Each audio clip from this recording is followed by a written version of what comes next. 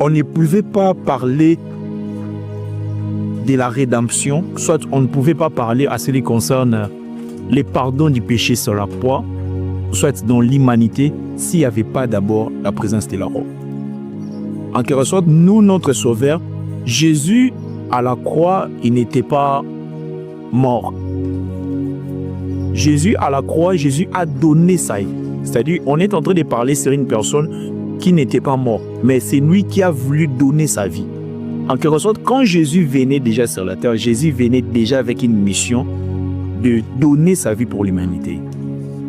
C'est-à-dire, on ne pouvait pas voir l'humanité être sauvée si d'abord Jésus n'était pas mort à la croix. C'est pour cela que j'aime toujours dire aux gens que la croix, c'est le rassemblement et des païens et aussi des juifs. Parce que le jour de la croix, il n'était pas question seulement des juifs. Autour de la croix, il y avait aussi des Romains qui sont des peuples qui n'étaient pas des juifs.